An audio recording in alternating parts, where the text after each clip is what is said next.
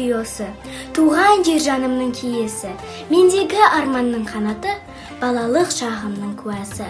Қазақстан отаны марайлы, өзіңнен жанған нұр тарайды, көгіңнің астында қыраны, бәріне биіктен қарайды. Рухымды оятар айбыным, ақ нұрдан жаралған айдыным, көк байрақ мәңгілік желбіреп, төбеңде тілейді ай күнің.